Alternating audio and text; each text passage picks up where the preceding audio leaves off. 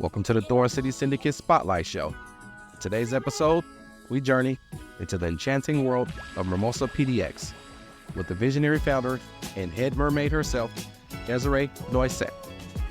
We'll unravel the founding story of Mermosa Wines, Florida's first Black woman-owned wine company. Discover how the relocation to Portland and love for exploring Oregon shaped their identity to create the Mermosa Experience-driven wine club, private gatherings, and exclusive events. Desiree has a unique blend of intelligence, creativity, mystery, and magic that she infuses into the brand. From house to winery, to its nationally distributed Mermosa Sparkling Wine, and the culinary delights that complement the wines, be sure to visit Mermosa PDX, where wines come to life. Thorn City Podcast, guy, let's go. Yes, sir. Welcome back to another episode of the Thorn City Syndicate Spotlight Show, where we network and build connections through interviews and discussions. This episode is brought to you by GMP Podcast Group. I'm your host, Thorn City Podcast Guy. Make sure you visit www.thorncitysyndicate.com. Hit that like, share, and subscribe button.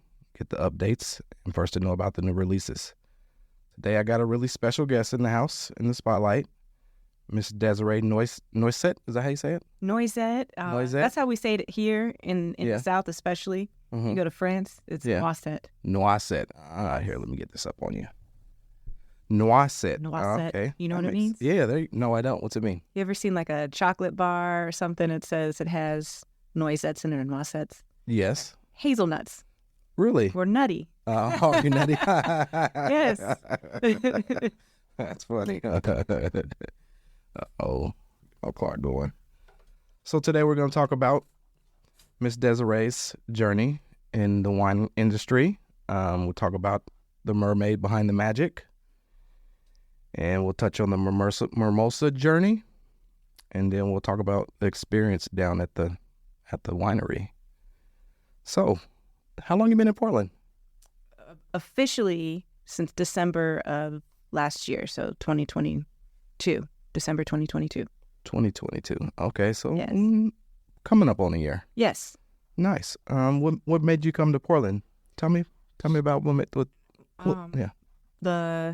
Really, it was the people made me and my family. We really wanted to move to a place where we felt like we could build authentic connections. Mm-hmm. I was living in Florida, traveling back and forth to Oregon for the wine business with Mermosa, and we just fell in love with Oregon and Portland in particular because of the authenticity.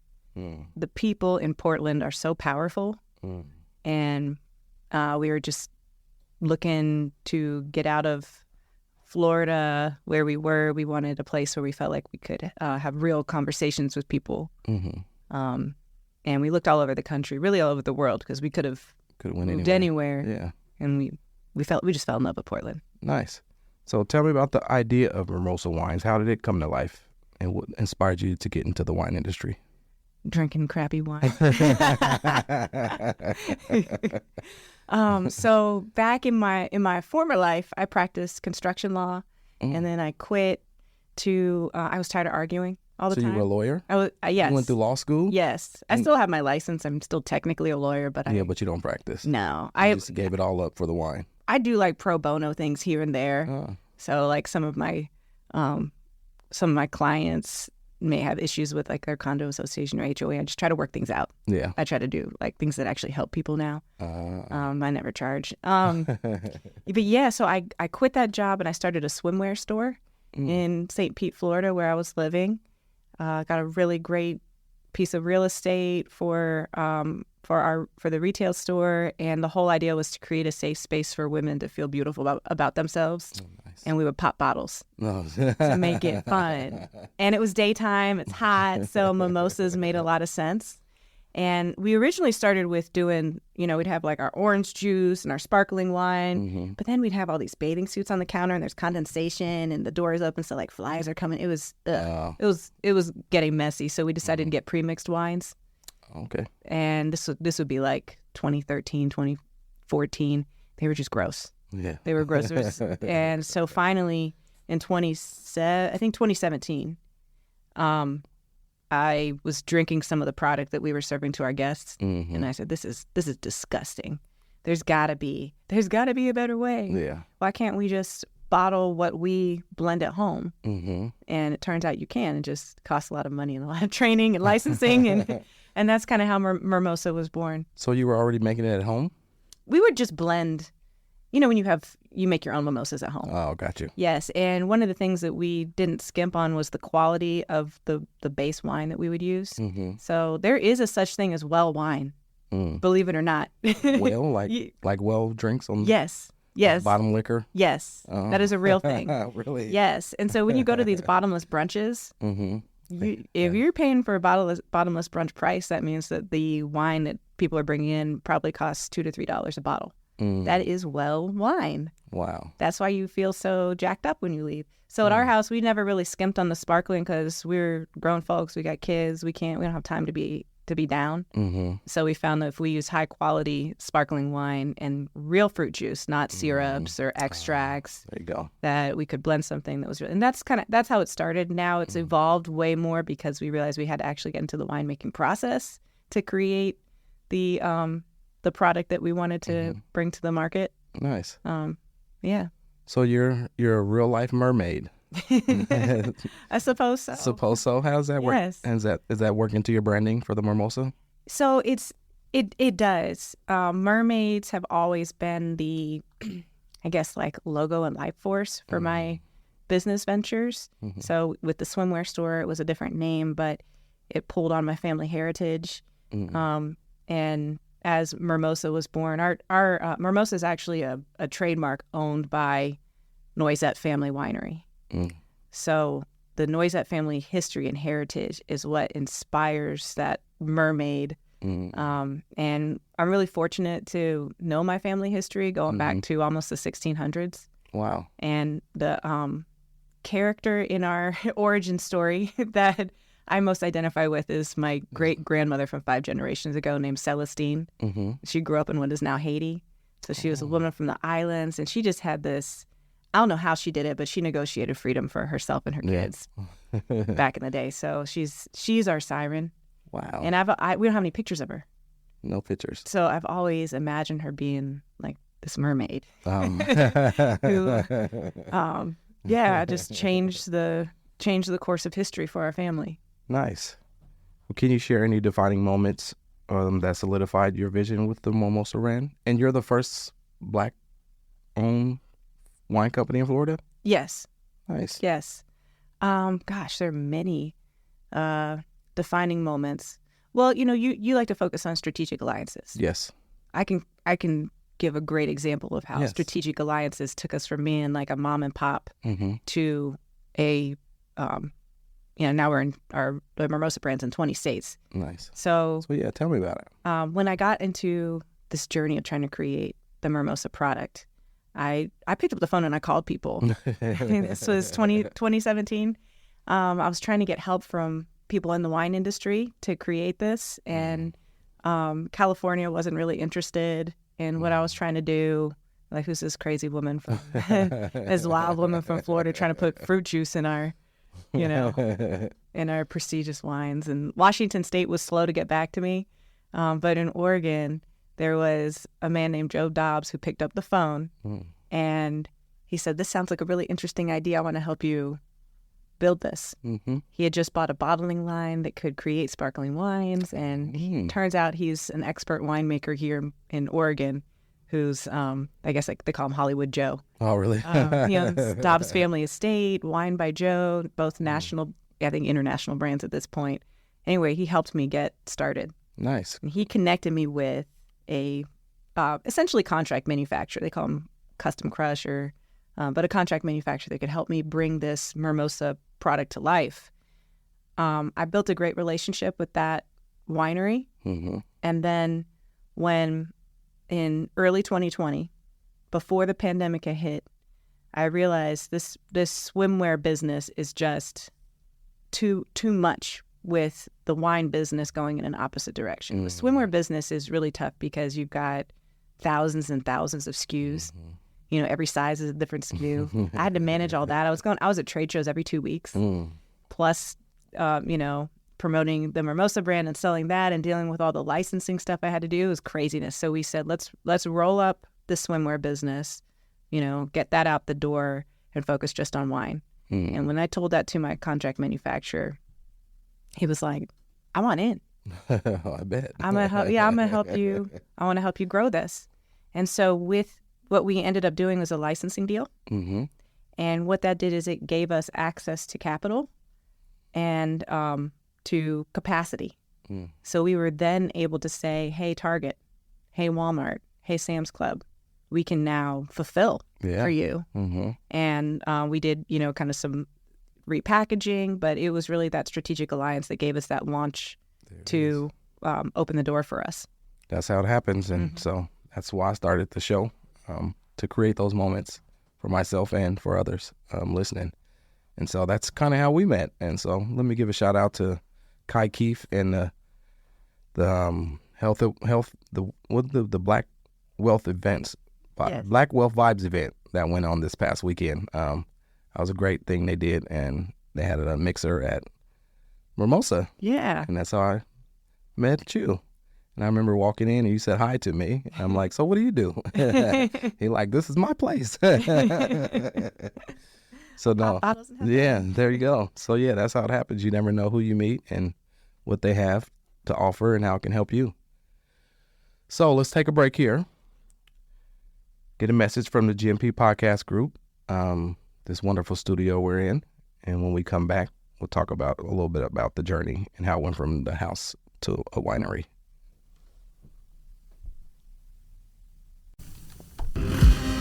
Discover GMP Podcast Group Studios, located at 2406 East Burnside Street in Portland, Oregon, offering a range of podcasting packages to suit your needs, starting at just $49 per hour for your basic setup, featuring a Rodecaster Pro audio console and SM7B microphones, as well as options complete with camera operator and audio engineer expertise. Elevate your podcasting with multi-camera recording, plus we capture behind-the-scenes shots within the studio. Visit us at www.gmpodcastgroup.com and let GMP Podcast Studios be where your podcasting journey begins. Cause this syndicate lyricist exists. Don't blink one eye, baby, you just might miss history in the making from the making of this. Third, I guess it's welcome back to these words. So I'ma come well like welcome back words for sure.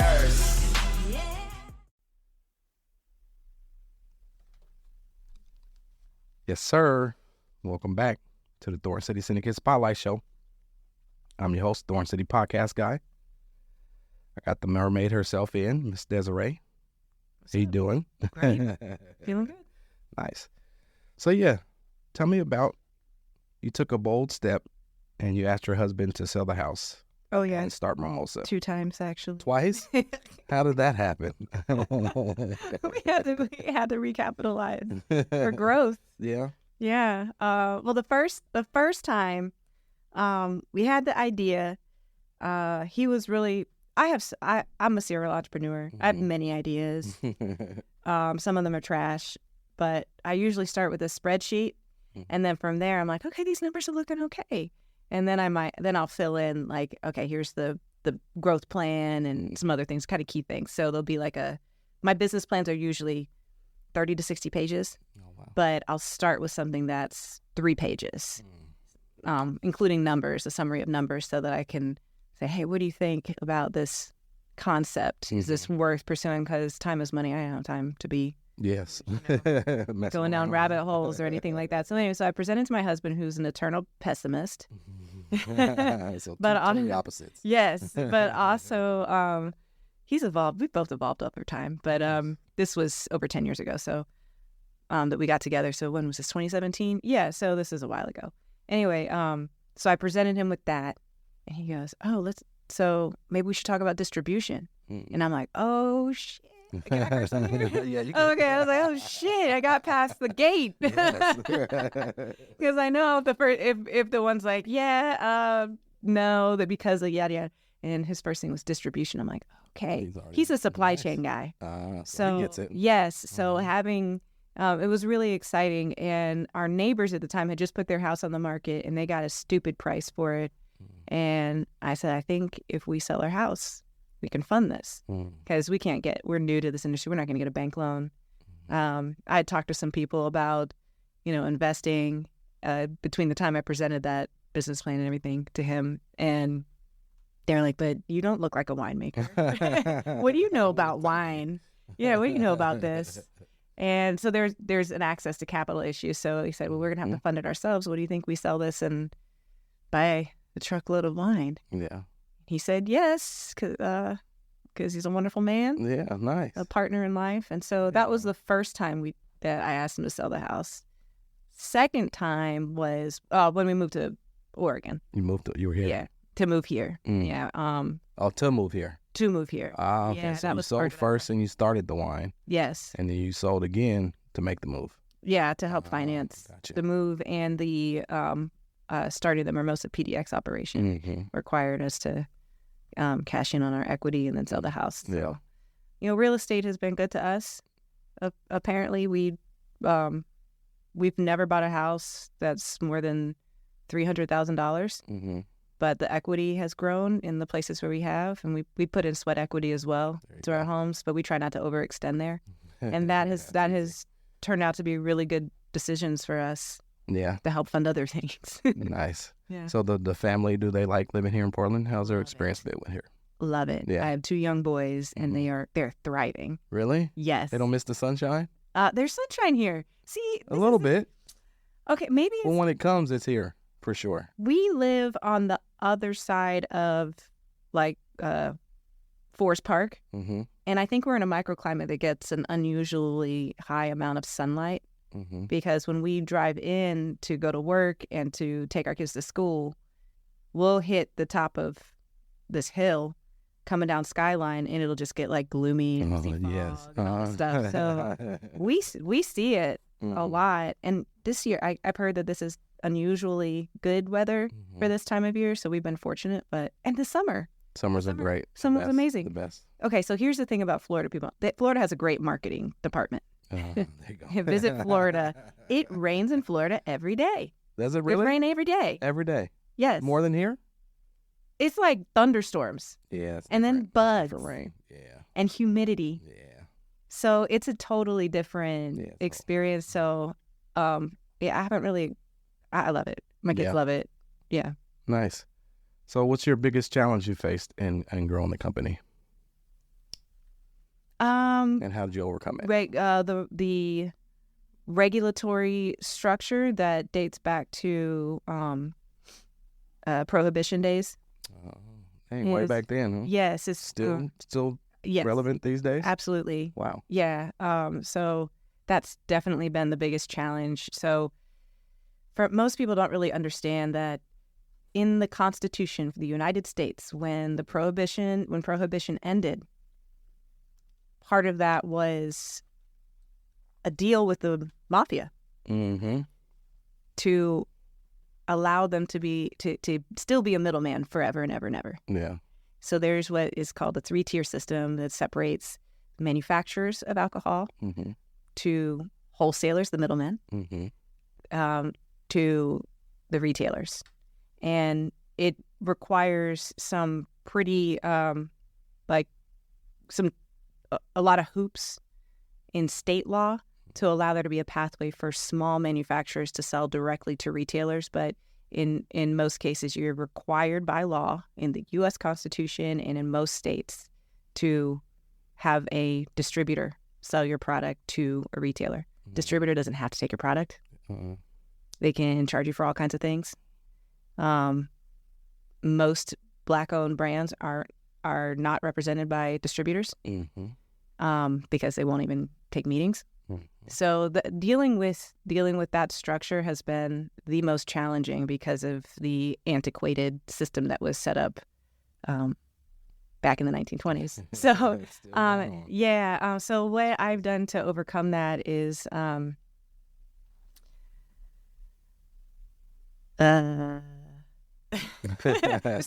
still working on that, but moving to Oregon was a big part of that because when you're in the state where product is produced, you have more opportunities to kind of go around that. Oregon does have a very favorable laws to wine producers.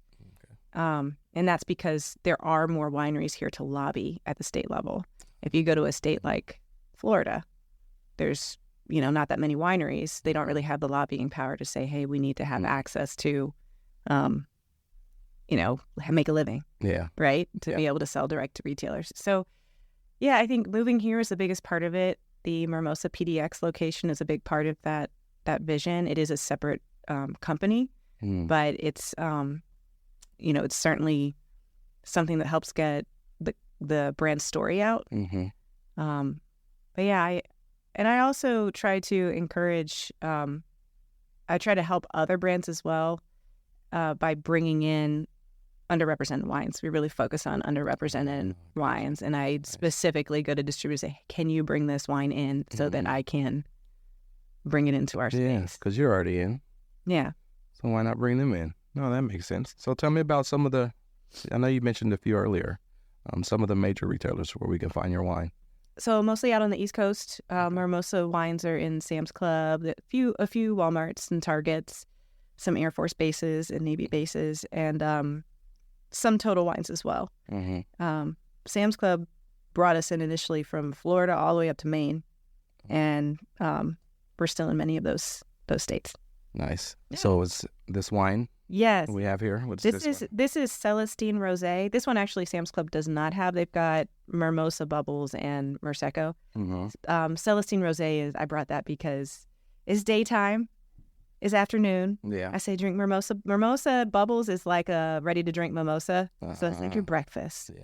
Gotcha. Then you kind of move into Rosé day. So Celestine Rosé, and then at night I like to do Merseco because that's like your more traditional sparkling white wine. Nice. Yeah. And also Celestine is my great grandmother from 5 generations ago. So nice. she's the one. She's the one. Gotcha. Yeah. Nice. And then this wine here, this one I brought Donna Stoney's Cabernet Franc.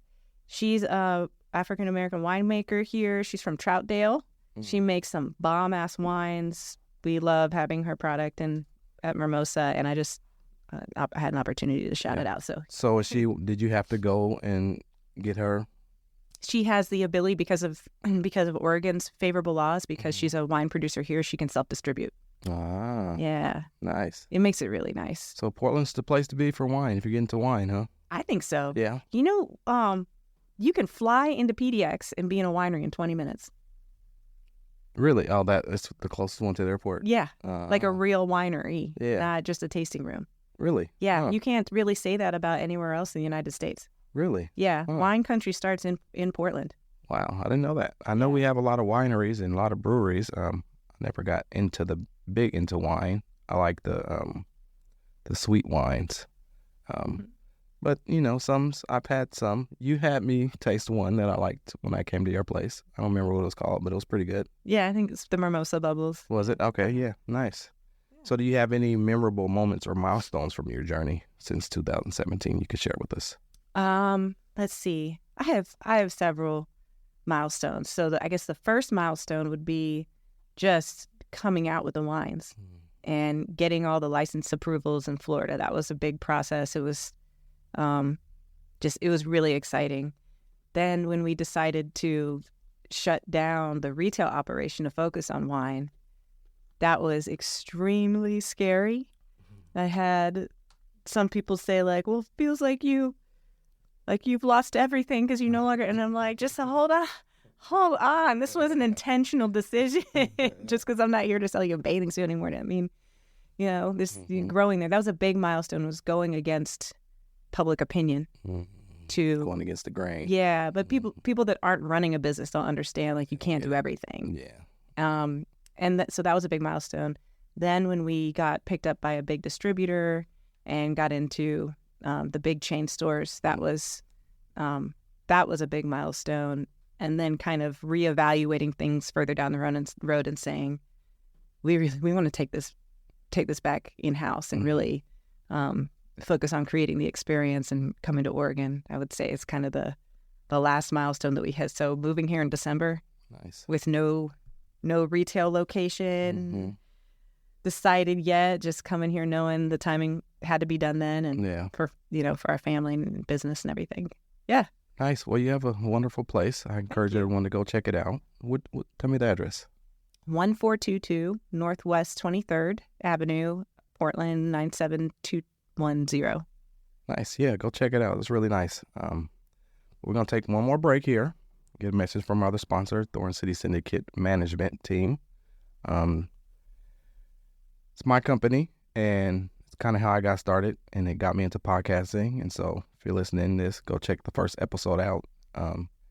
Tells you how I got into it from helping a buddy of mine out.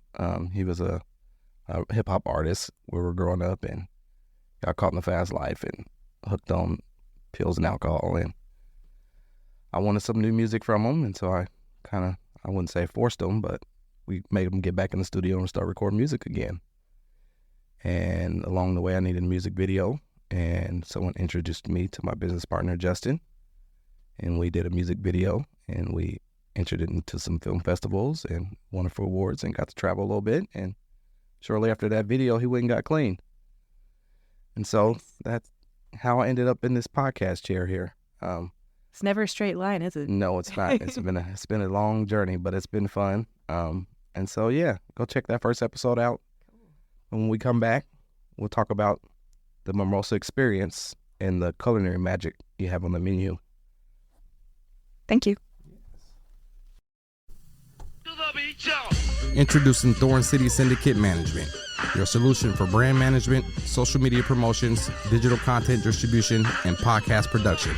From shaping engaging content that resonates with your audience to amplifying your brand's reach through podcasting. We're your partners in driving success. We offer free strategy sessions and leverage our recording studio and personalized strategies to establish an online presence.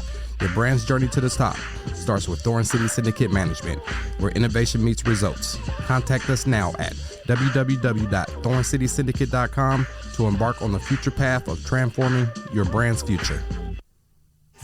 Cause this syndicate lyricist exists. Don't blink one eye, baby, you just might miss history in the making from the making of this. Third, I guess it's welcome back to these words.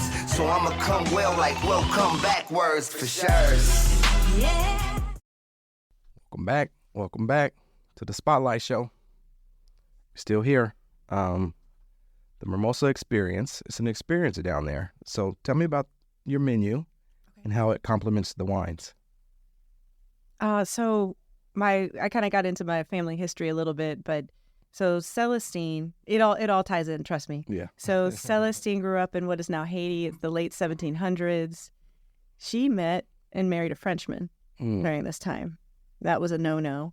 So they left. And they moved to, of all places, I don't know how this happened. Maybe they snuck on a ship somewhere, but they end up in Charleston.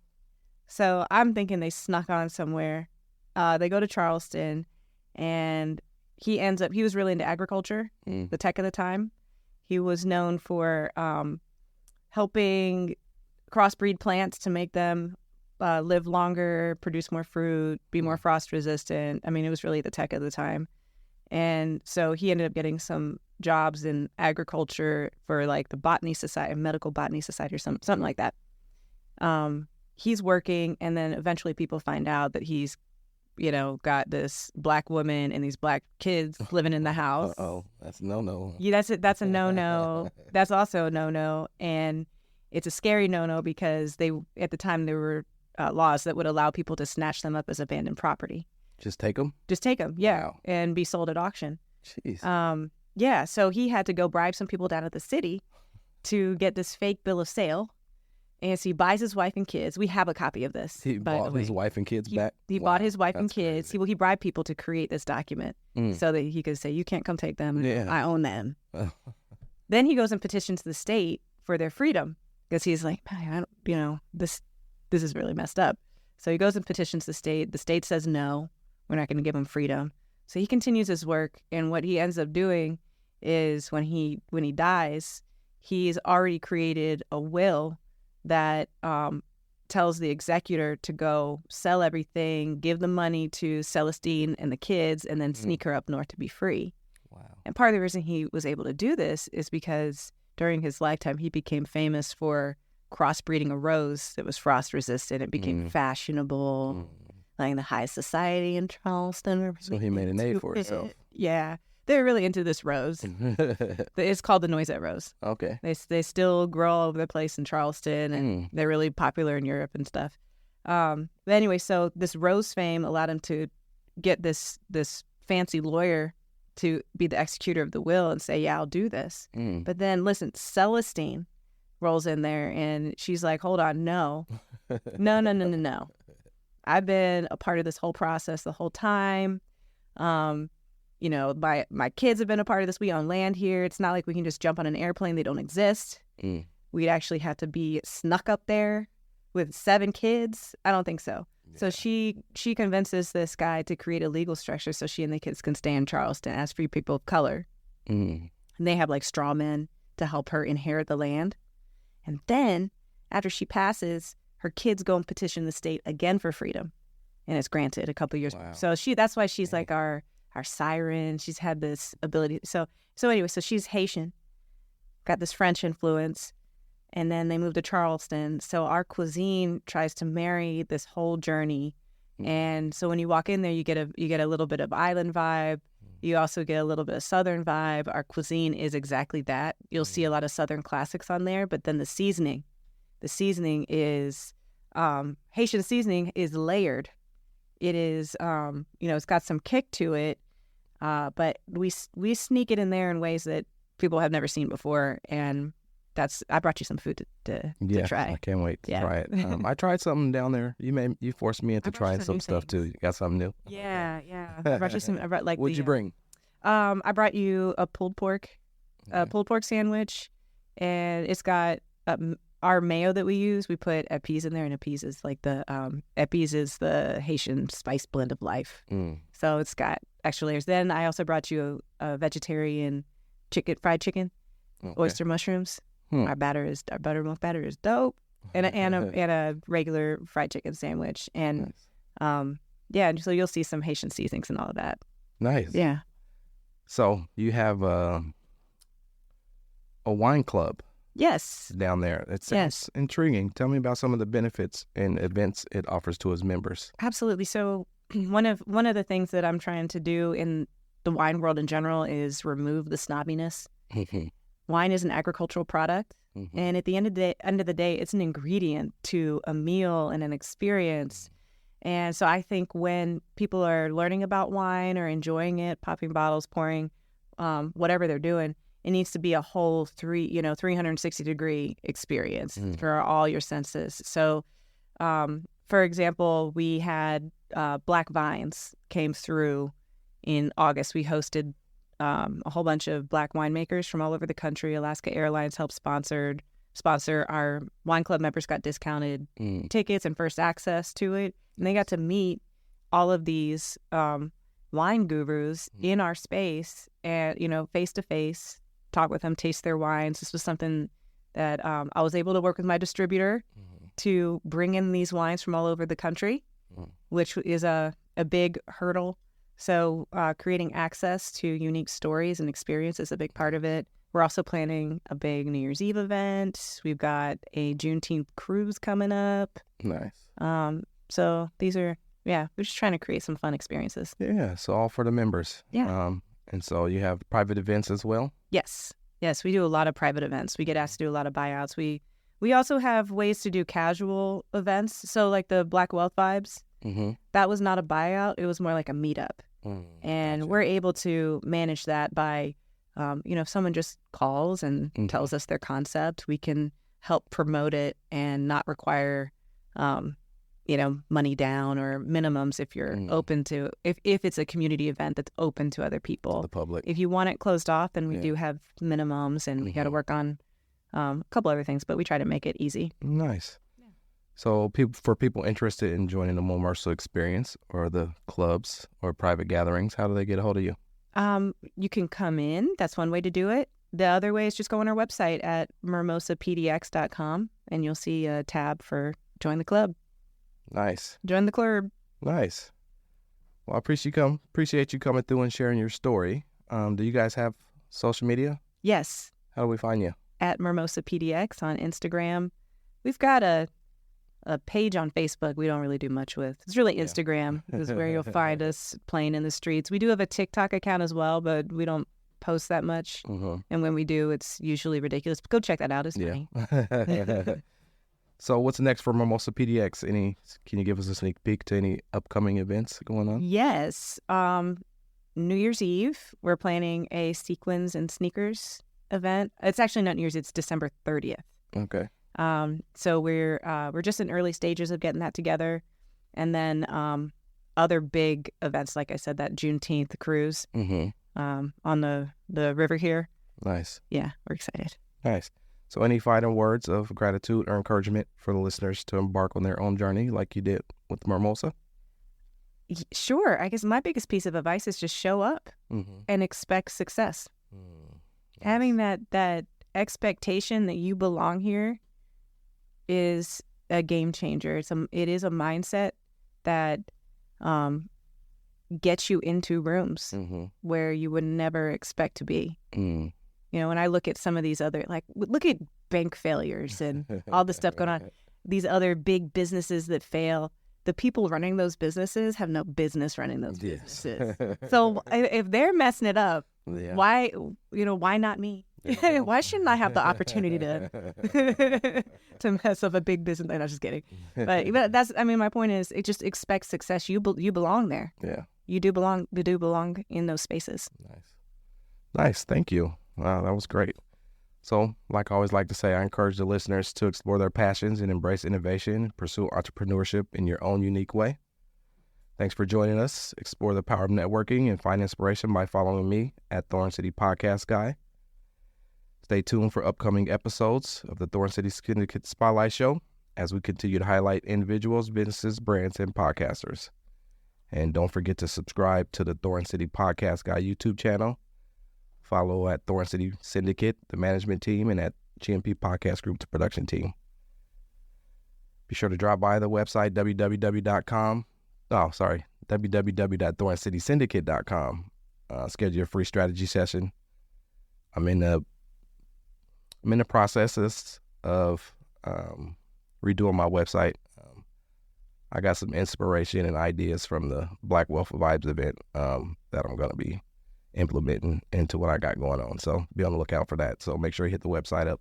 Check it out. I'm Thorn City Podcast Guy. Holla at your boy. Thanks for having me. Thanks for coming. This was fun. That was good. What man? What power? Hoodoo. I appreciate y'all tuning in to another episode of the Thorn City Syndicate Spotlight Show, where we network and build connections, interviews, and discussions. Until next time, I like your boy, Thorn City Podcast Guy. I'm out. You remind me of a man.